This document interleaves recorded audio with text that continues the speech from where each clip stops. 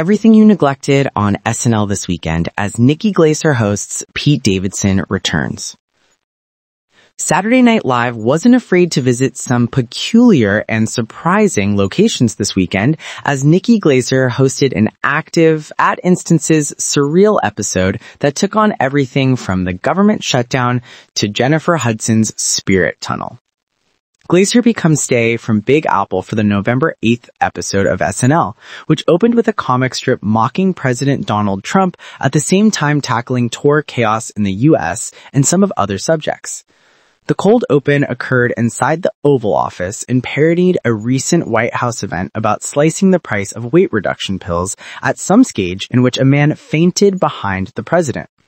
In the sketch, James Austin Johnson as Trump declared he had a very regular response to the person collapsing. Just stand there and stare like a sociopath. Johnson's Trump proceeded to riff on numerous other subjects, including rising grocery expenses and flight delays amid the government shutdown. I promised grocery fees could plummet, and they did. They plummeted straight up.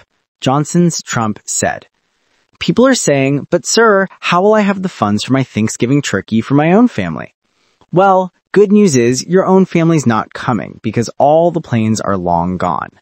A deal to end the government shutdown was announced the day after SNL aired. After the cold open, Glaser shocked with a monologue that was divisive among viewers for its exploration of darkish topics like sex trafficking and pedophilia. In a joke about asking her sister if she was okay with her 4-year-old nephew showering along with her, Glaser said, "I was like, what if I molest him?" She was like, "Would you?" I was like, "No, I would never. That's disgusting. But that's what I would say if I was going to."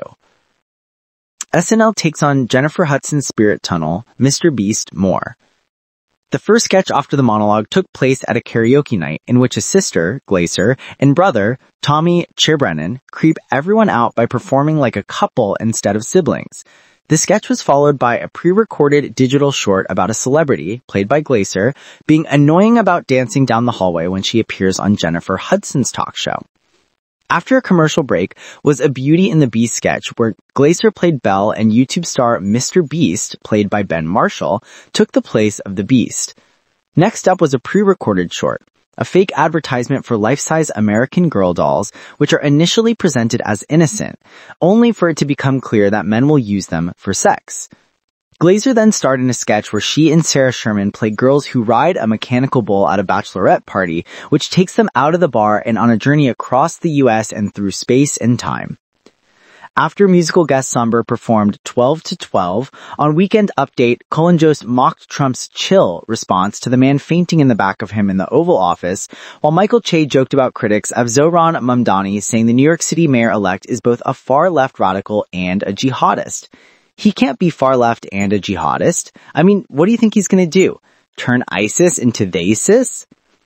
Former SNL cast member Pete Davidson joined Weekend Update in a surprise return to discuss his and Justin's purchase of a Staten Island ferry boat that they hope to turn into an entertainment venue. "If you're wondering why I had to do a show in Saudi Arabia, we're losing millions on this ferry," Davidson joked, referring to his controversial participation in the Riyadh Comedy Festival in Saudi Arabia.